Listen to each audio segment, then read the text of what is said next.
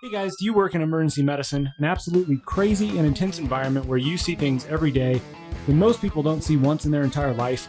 Are you feeling burned out, unappreciated, and like there's no one you can talk to about the things that you see every day and the struggles that you're having?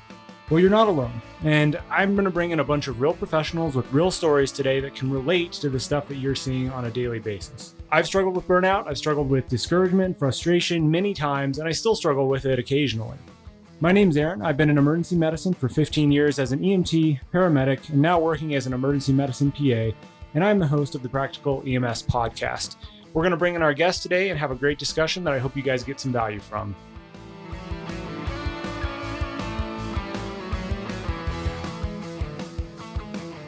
Micaela, why don't you talk to us about how you were burned out? Let's start with that topic because that's a good one. Yeah, I think for me it kind of led up. So my first year of being a medic was like a lot. I had a lot happen in that first year. Within the first month, I was on light duty, not able to work on the ambulance because I got assaulted while at work, was in a boot. Pretty sure I had a concussion. They didn't diagnose me with one, but I don't remember that month like at all. Oh, jeez.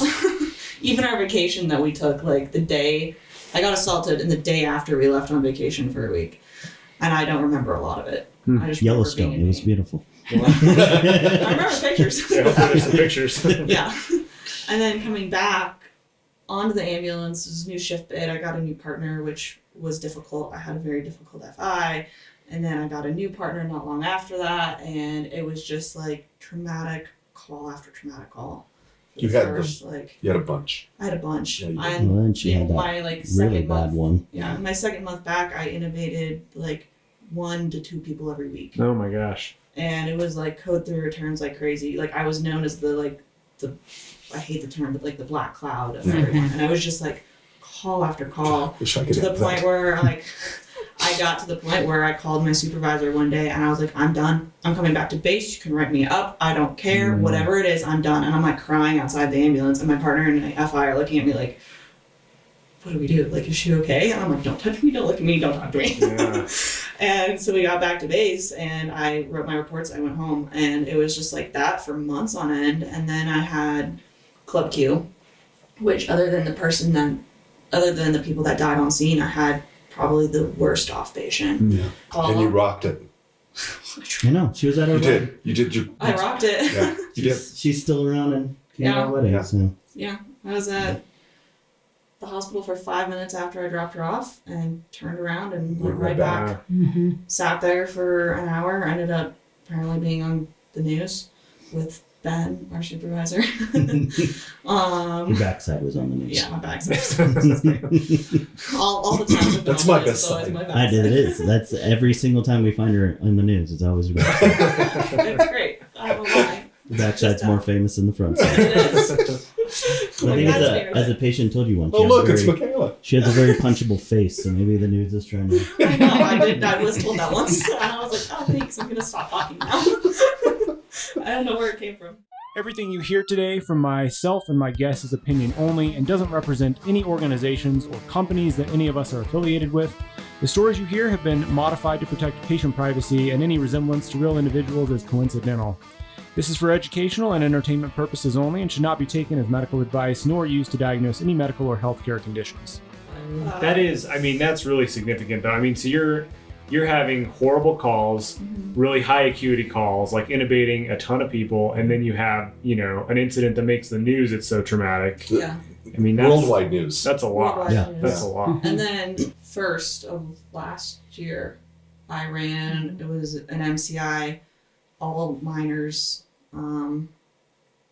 were drinking, underage, going back up to their home. Went off the edge into the ravine, 7 patients on scene. I get on scene, there's one medic who already has 2 greens and a yellow in the back, and he's like, I can't do anything. I'm like, okay.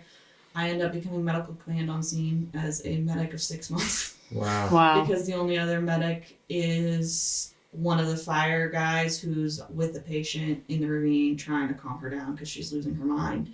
And I'm in the ravine without equipment. like any of my personal protection equipment, which we don't even have. But like they were like, you shouldn't have been down there. I was like, well, who else would have been down there? Like Yeah. I was fine. I wasn't working on the vehicle. Yeah. But, like pulling the patients out and just working on them, and then going to transporter.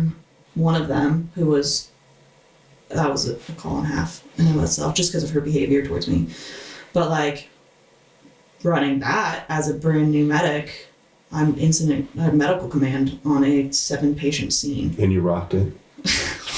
Just saying. I did not feel like it afterwards. I was a hot mess. But then things finally slowed down for like a month or two, and then they just kicked right back up. And thankfully during that, when it kicked back up again, I had a phenomenal partner, and her and I worked together for a long time, and she like helped me through so many difficult calls of being like, can I have an adult? Can I not be the one running this call? Like, I need an adult, please. Like, on scene now. Because she's like, you run the weirdest calls. She's like, they do not go as planned.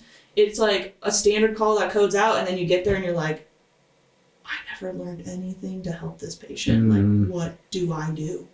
Like, I don't know what to do. I don't know what's happening. I've gone through my list. It could be 20 different things, and I don't know. Let's just get going. And shit hits the fan, and you have to figure it out. And then I had some FIs in the process. I had a very difficult one. Hey guys, if you are interested at all in learning about any of the supplements I've been taking as I've gone on my own health journey to gain muscle mass and become more healthy and lower my blood pressure, and all these important things that I think we should all be doing, especially in our 30s when we actually have the ability to take some control over this without medication. A couple things that I've implemented, guys, are creatine, which really helps support muscle breakdown when you're lifting, holds that water in the muscle to allow it to tear more. So if you guys are interested in what creatine products I'm using, I really recommend First Form. They are a phenomenal supplement company. If you want to support a business that's not on Amazon, check out the links down in the show notes. But I recommend their creatine. It's phenomenal. I recommend their pre-workout. If you guys need that extra boost, especially if you need that caffeine and you need that pump before you work out in the morning, take a look down at the links below for their pre-workout that I recommend, that I drink every single day. That helps me get motivated after I'm up to actually get in the gym and do a good workout. And soon after that, I had a paramedic student who was phenomenal. We didn't really run much, but kind of after that is kind of when I hit my I wouldn't say rock bottom, but like a hard point. I was struggling with another individual who works in the system. We had to go through a whole process with that, and it was affecting my work greatly because we'd run a lot of calls together. And then Alex and I got married, and I came back, and it was just like, which was stressful. Let's add in that whole point. All of this is going on, and she's planning a wedding. Yeah. in the midst of everything going on. It's a great party, by the way. It's great. It's great. And after that, it was just like great vacation, great honeymoon. Came back, and then going back into everything work-wise, and just not a very healthy work on day one. Yeah, it was just not a very healthy work environment coming back. Even being gone for 2 weeks, like so much had changed, and I was just like, this isn't a place I know anymore, even after 2 weeks. And I just didn't want to come into work, and then we're working overtime to pay for some stuff, and I became very angry, like very angry.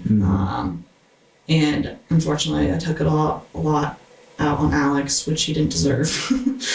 And even on patients sometimes, or partners, and I just got to the point where I was like, I didn't want to be at work. I didn't want to do medicine. I didn't want to be a medic. I wanted to be the farthest away from it as possible. And yet I was working so much. Didn't make sense. And I got to the point where I think my ability to advance as a provider kind of stopped, in a way, because like I was wanting to be so far away from it that I didn't want to look up stuff, calls, or advance my knowledge on things. And I got to a point where I was just like, I'm done. I'm completely done. And I think a couple weeks ago, I don't know what clicked, but something just changed. And it's like the next day I was like, oh, I'm fine. Like, I'm ready for this. I can do this. And I was like, I don't know what just happened. Something just like changed. And now like I just crave that knowledge, and I like feel behind. Even though I'm not really behind. I just feel like I am. Hey guys, I'm going to jump in here. That's the end of this episode. If you got any value out of this today, if it resonated with you, if it encouraged you, the only thing I ask is that you subscribe to the show. And if you leave a 5-star rating and review, that is super helpful. I don't make any money from the podcast, and it does cost money to produce. So it's really helpful when you guys can subscribe to the show. It helps encourage me and keeps me doing this. You can also go to practicalems.com and check out all the videos and links there. There's also an EKG course if you want to financially support the show, and it's a pretty top-notch EKG course if I do say so myself, so check it out there. You can also join my email list at practicalems.com and get notified of every time we release a new episode. So check it out there, guys, if you want to support the show. And thanks for checking this one out, and we'll see you on the next one.